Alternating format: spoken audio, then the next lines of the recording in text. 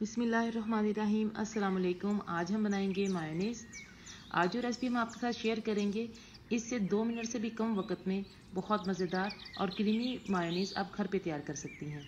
तो आइए शुरू करते हैं। इसके लिए हमें चाहिए एक अंडा। अंडा जो है वो ठंडा होना चाहिए। अगर आपका अंडा ठंडा होगा तो आपको मायोनीज़ कम बीट करनी पड़ेगी और मायोनीज़ बहुत जल्दी तैयार हो जाएगी। फिर हम इसमें शामिल करेंगे आधा कप ऑयल। हम टोटल 1 कप ऑयल इस्तेमाल करेंगे, आधा अभी और आधा बाद में। 1 टेबल स्पून सिरका,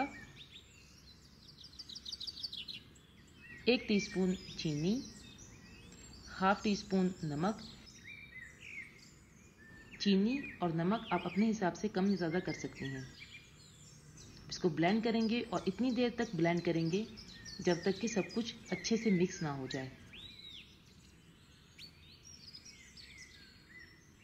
सब कुछ अच्छे से मिक्स हो गया है, मिक्सचर बहुत क्रीमी सा हो गया है। तो इस स्टेज पर हम इस पर शामिल करेंगे बाकी का आधा कप ऑयल, लेकिन वो यकदम से शामिल नहीं करेंगे, आहिस्ता आहिस्ता शामिल करेंगे। इस तरीके से आपको 2 मिनट भी बीट नहीं करना पड़ेगा और 2 मिनट से कम वक्त में बहुत मज़ेदार क्रीमी मायोनीज़ घर पे तैयार हो जाएगी।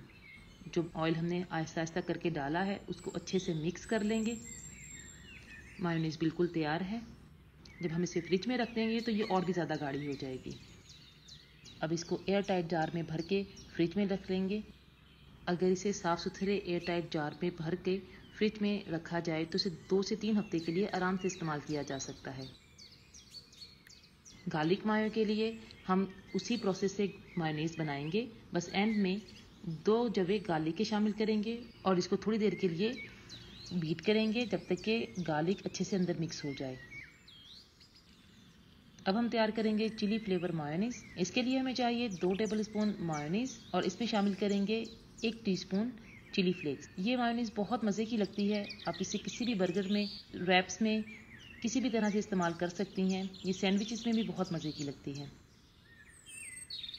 इसके बाद हम तैयार करेंगे मायो चिप। मायो चिप के लिए हमें चाहिए 2 टेबल स्पून मायोनीज़।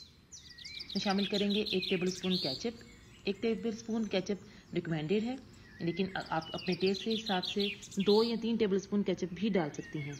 मायो चिप बच्चों को बहुत पसंद होती है। इसको फ्राइज़ के साथ, बर्गर में, सैंडविचेस में कहीं भी इस्तेमाल किया जा सकता है। उम्मीद है आपको आज की रेसिपी पसंद आई होगी। अगर आपको हमारी रेसिपीज़ पसंद आती हैं, इनको ज़रूर ट्राई करें। अपना फीडबैक हमारे साथ शेयर करें। आसान रेसिपीज़ को लाइक करें, शेयर करें, सब्सक्राइब।